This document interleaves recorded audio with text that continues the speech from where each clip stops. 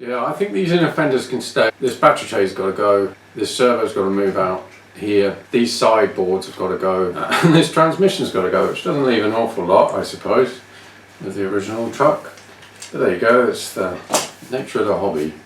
Right, so I've got plans for this truck, well, the chassis and the body. I'm going to turn this 70 series Land Cruiser pickup into this 80 series estate car. So that might sound simple, and it is effectively quite simple, but typically, you know, there's a fair amount of problems to solve, and this body isn't just going to waste. That will go on another chassis. Maybe I'll get into that at the end. I'm going to have to do quite a lot to this chassis, which is an Axial SCX10 in order to fit this much bigger body on, or more specifically fit the interior in it, because it does actually have one now. But first, let's get into the body a little bit. I took a bit of a chance on this. I thought, I ordered it directly from China. I didn't know how long it would take to turn up. I didn't really know how good it would be or bad. It was a really good price. It was basically about 50 quid. You can pay way more for exactly this body. It's a good solid body. It's quite thick plastic, it's heavy. Nothing opens. The doors, the boot, the bonnet, nothing opens on it. RC Run, which I hadn't heard of before. It's quite interesting because I have another part that's branded RC Run. I'll show you that in a minute. So yeah, when I first saw these, I couldn't find any interiors for them, which kind of is a shame because so many windows. There are windows. It's not just this shell. You got full glass, just one piece. You also get basic things, the two wing mirrors, the glass for the lights at either end, an internal mirror, and some wipers in there. Direct from China, you never know quite what's going to actually turn up. All this glass, it's going to be so obvious if there's nothing in there, and it's a big estate car, you know. So I took another chance, directly again from China, on an interior. I'm pretty pleased with it, to be honest. It's quite detailed. It's a chunky thing. If weight bothers you, it's not going to be for you. I'm quite happy with it being heavy because I want this to move in quite a scale way, and I think a heavy shell is going to help with that, just because a real car, obviously most of the weight is high up in the shell, so this is going to weigh a lot by the time I finished it. More of a surprise is you get a powered steering wheel, servo powered steering wheel, which will then turn a lot as you turn the steering if you plug it all in, even including a little micro servo that's already in there, a metal steering column, which is pretty unusual. Some large metal bearings in there for the steering column to spin on. Didn't expect that. 50 quid. No instructions, that's one of the downsides. I'm not really sure what some of these little parts in there are going to be. I guess I'll find out as I go along.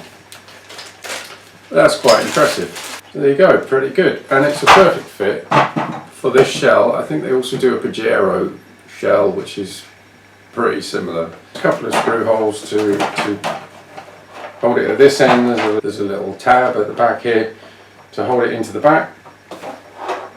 You don't, I should weigh that because I think that's a couple of pounds. Got the moulded arches. I'm hoping the standard SCX10 arch suspension hoops will fit underneath here. Underneath it's even moulded.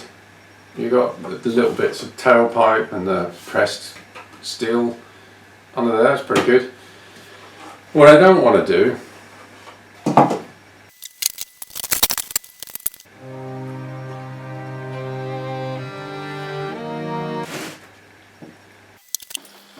So one of the complicated factors with this is of course this massive interior, which is full depth, and a bit of a transmission tunnel at the front, but obviously the SCX10 too, massive windmill sitting in the middle, right in the middle there, which has stopped me fitting the cockpit, the scale cockpit even in here. Obviously that's not going to go, well, there. There is a solution though, which is, which I don't have yet, which is a scale transmission. SSD do a lovely machined aluminium scale transmission which moves the motor up front. It moves it right up in the centre, along the centre line as far as I can tell, which means I will have to move the steering servo. That has to sit at this angle instead of that angle. Basically half of what is here is going to have to go. These side steps are going to have to come off because the receiver box is moulded onto them and that's too tall. Obviously this transmission can't be there if I'm going to use this chassis with this interior. The SSD scale transmission is a good option for that. That will solve that problem. Quite where I put the battery I don't know. I think the battery's going to have to live inside in the boot essentially, which I'll then have to disguise it with some scale tact. The reason I haven't got the SSD scale transmission so far is that they make it rather confusing. They first came out with it for the SCX10, the original chassis, which was replaced by the 2 years ago. Reasonably recently SSD announced they'd upgraded their transmission to now fit the SCX10 2. But it's got the same part number as the original one. And I can't find out even which one I'm buying, because you look at a shop that's got one, you check the part number, you don't know how long they've had that stock, or if it's the original one, or if it's the SCX10 2 one, because the part number's the same. There's no way of knowing. I don't know what they changed either. They haven't got that information on their site. I've contacted a couple of people on SSD themselves. Maybe they'll finally get back to me. There aren't a lot of options elsewhere for that. Not without quite a lot of bodging to get it in, I think, to the point where it's probably not worth using an SCX10 2 chassis for it in the first place.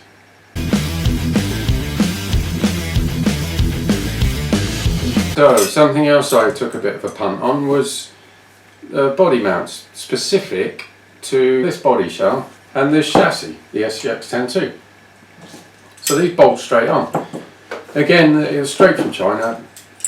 Not masses of information about it, and you don't really know what you're going to get, but I'm really impressed with the quality of this. It's machined aluminium. It's good and solid. It's a perfect fit for the chassis. In fact, it's such a perfect fit I can't just easily slot this in to show you, because I would have to scrape the paint off. The layer of paint.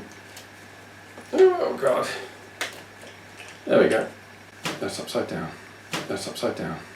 That's upside down. The layer of paint is making the tolerances very tight. So that sits in there.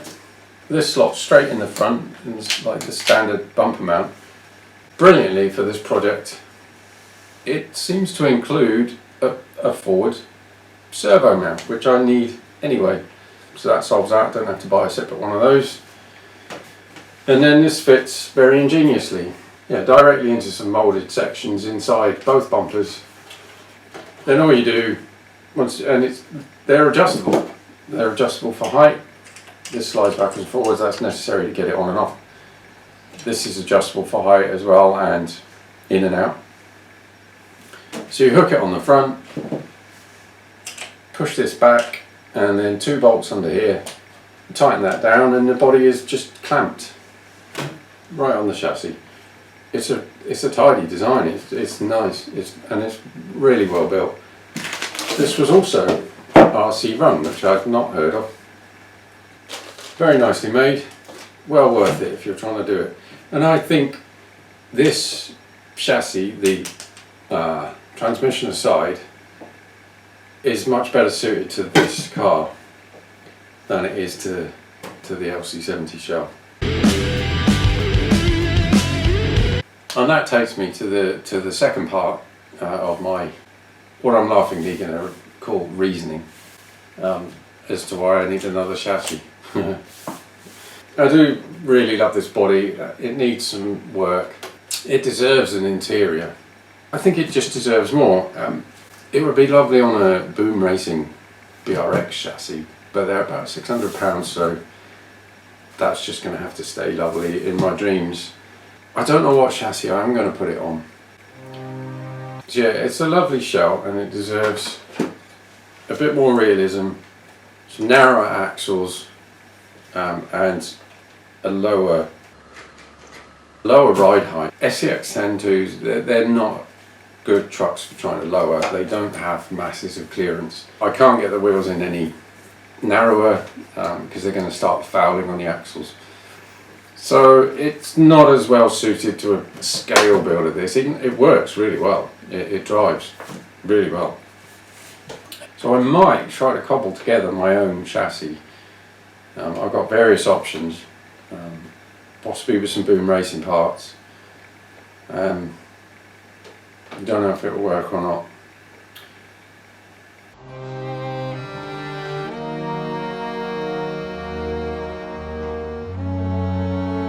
So that's basically it. The next time you see this car, it still won't be finished.